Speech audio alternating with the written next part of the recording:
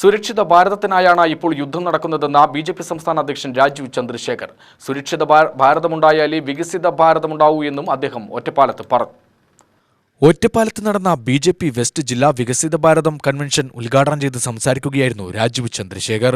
ഒറ്റപ്പാലം കണ്ണിയമ്പുറത്തെ പിഷാരഡീസ് ഓഡിറ്റോറിയത്തിലാണ് വികസിത ഭാരതം പാലക്കാട് വെസ്റ്റ് ജില്ലാ കൺവെൻഷൻ നടന്നത്. ഇന്ത്യയിൽ നിലനിൽക്കുന്ന യുദ്ധസമാനമായ സാഹചര്യത്തെ ഉദ്ധരിച്ചുകൊണ്ടായിരുന്നു രാജീവ് ചന്ദ്രശേഖർ ഉദ്ഘാടന പ്രസംഗം തുടങ്ങിയത്. നരേന്ദ്രമോദി സർക്കാർ ഇന്ത്യയ്ക്കായി സംഭാവന ചെയ്ത വിവിധ വികസന പദ്ധതികളെക്കുറിച്ച് അദ്ദേഹം വിശദീകരിച്ചു.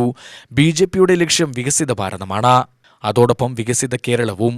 ഇതിനായി കൈമേയി മറന്ന് ജനങ്ങൾക്കിടയിൽ പ്രവർത്തിക്കാൻ പ്രവർത്തകരോട് ആഹ്വാനം ചെയ്തുകൊണ്ടായിരുന്നു ഉദ്ഘാടന പ്രസംഗം അവസാനിപ്പിച്ചത്.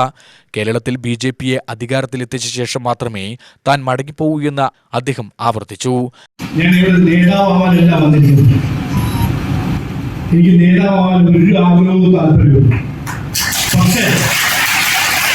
പക്ഷേ വികസിത കേരളം സൃഷ്ടിക്കാൻ ആഗ്രഹമുണ്ട്, താല്പര്യമുണ്ട്, കഴിവുണ്ട്.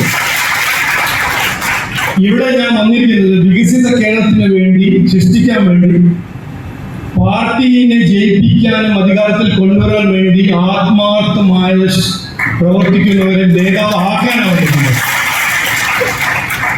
ജയിക്കുക അല്ലെങ്കിൽ ജയിപ്പിക്കുക, അതാണ് നമ്മുടെ എല്ലാവരുടെ ഒരു ദൗത്യവും കടമ. അത് മനസ്സിലാക്കി മുമ്പോട്ട് പോകണം, അധ്വാനിക്കണം. ഇനി മാറാത്തത് ഈ നാട്ടിൽ മാറണം എന്ന് പറഞ്ഞു വാക്കുചുരുക്കുന്നു.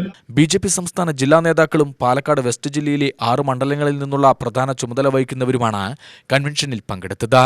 UTV news, Palakkad.